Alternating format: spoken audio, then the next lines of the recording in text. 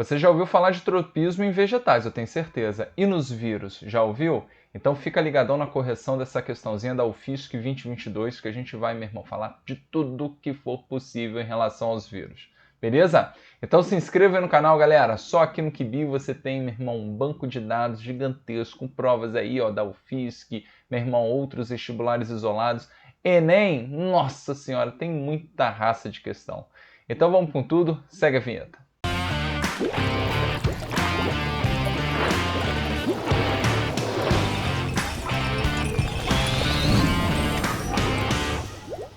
Pronto, galera, estamos aqui ó, com a questãozinha 36. O cara disse que pesquisa realizada pelo Centro de Estudos sobre Genoma Humano e Células-Tronco da USP mostrou que o vírus Zika é capaz de combater tumores avançados no sistema nervoso central. Beleza? E o estudo foi feito com cães e os resultados foram publicados na revista científica Molecular Therapy. É, filho. E quando os cientistas iniciaram os estudos com Zika, eles descobriram que o vírus tem um tropismo, ok, para células cerebrais de bebês em gestação, as células progenitoras neurais, que mais tarde vão originar neurônio. Tropismo, olha, ele definiu para vocês o que é o tropismo. É a propensão que um vírus tem de infectar determinado tipo de célula ou tecido. Beleza? Então, como existem tumores cerebrais que são ricos em células progenitoras, né, surgiu a ideia de testar o vírus Zika em cães com tumores no sistema nervoso central. E aí, galera, vamos lá? Sobre o assunto do texto acima, é correto afirmar que... Então, o cara vai falando de vários assuntos aqui, gente, muito importantes. Na afirmativa 1, o cara disse que as células do sistema nervoso central são mais suscetíveis ao ataque do vírus Zika em função da ausência de fosfolipídio. Ele está dizendo que não tem fosfolipídio em sua membrana celular. Ô, galera, estrutura basicona, né, das células, meu irmão, é ter a membrana celular ou membrana plasmática, que inclusive, ó, é um alvo aqui, ó, do meu resumão, porque, meu irmão, esse assunto é mais velho que o rascunho da Bíblia. Então, essa aqui tá errado, né, gente? Né? Pô, essas células aí, sistema nervoso central, vão ter membrana, sim, com toda certeza absoluta, tá? Essa tá bem errada, não vou nem perder muito tempo ampliando ela. Agora, a segunda. Vírus diferentes, como aqueles que ocasionam a gripe, possuem tropismo para diferentes tipos de células ou de tecidos, ok? Então, galera, o seguinte... Né? Quando você fala, né, aqui, ó, ocasiona a gripe, a gente está pensando basicamente no influenza, né?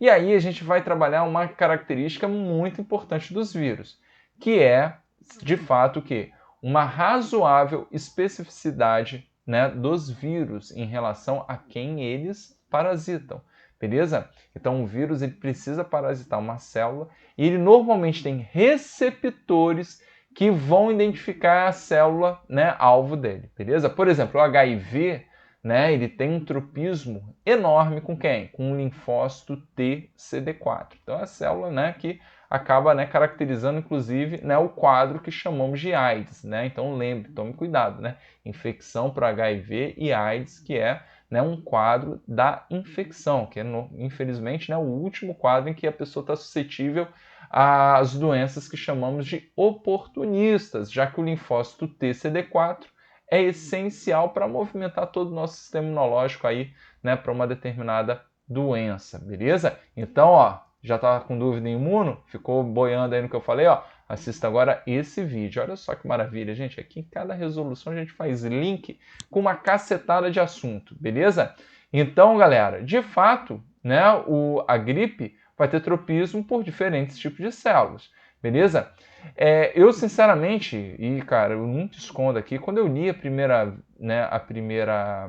vez a questãozinha, eu entendi, tá? No meu português é meio capenga, tá, gente? Porra, também dei essa moral aí, que meu inglês é perfeito. Agora, meu português é muito capenga. Então, eu entendi que o Zika, né, fosse, na verdade, uma célula que tivesse tropismo por várias outras células, como a gripe também teria por muitas células, tá? Mas depois eu li de novo e entendi dessa forma, que ele está dizendo que a gripe, tá, tem um tropismo por diferentes tipos de células em relação à Zika, tá?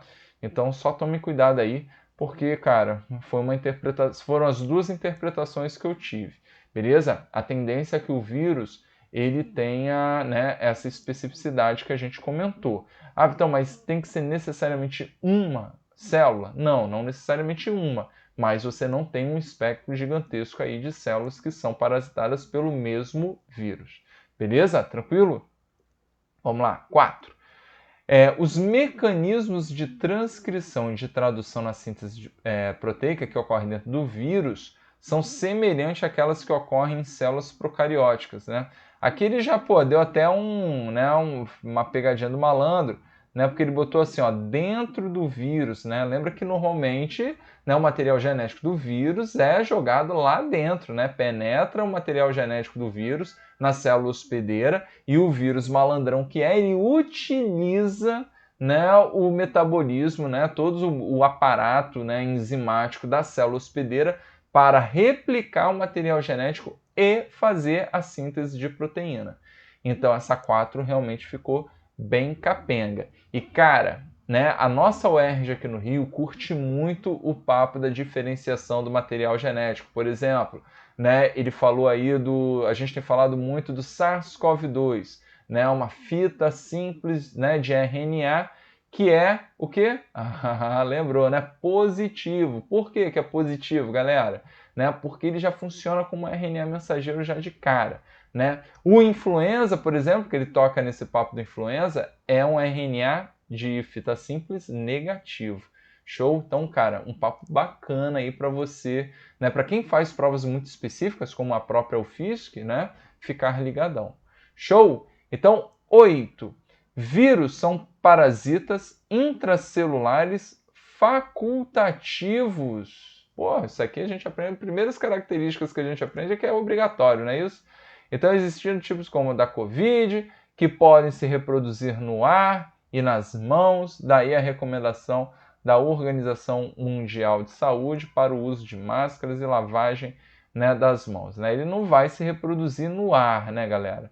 Ele vai, né, na verdade, ali no ar estar presente, você vai inalar esse ar, ele entra, né, no teu corpício e ele vai entrar nas células, ok? E vai completar aí seu ciclo, né, reprodutivo, beleza?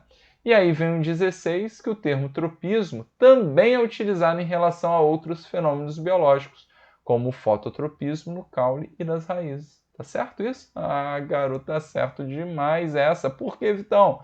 Cara, se liga só. Vamos pensar aqui numa planta, fazer a planta feia, tá, gente? É bem feia mesmo, é só para o meu esquema dar certo aqui, ó. Então eu tenho o caule, show de boleta, tenho a raiz, show, e aqui eu vou botar uma fonte luminosa, beleza? E aí, galera, fonte luminosa, aqui bonitona. O que acontece? As auxinas, ok? As auxinas, elas acabam, ó, tendo um comportamento fotofóbico, elas se afastam, tá, da fonte luminosa, beleza? Só que o comportamento das auxinas no caule e na raiz é bem diferente. Tá com dúvida em hormônios vegetais? Assista esse videozinho aqui que já vai te dar uma base boa para eles. Tá? Então lembre o seguinte, as células do caule, elas são pouco sensíveis à presença das auxinas, então elas crescem o quê? Em grandes quantidades de auxina, já que são pouco sensíveis, você precisa ter uma alta concentração. Então repare que este lado aqui, fazer um multicolo, é o lado que cresce mais, porque tem mais auxina. Já esse aqui, galera, cara, tem pouquíssima auxina, né? Então cresce menos. Então a planta ela tende, ó, a curvar, ok, para a direção da luz. Então a gente diz que o fototropismo é positivo. Aí a gente até define tropismo nas plantas. A gente diz que o tropismo está relacionado aos movimentos de crescimento, ok? Então você repara que está crescendo para o sentido da luz.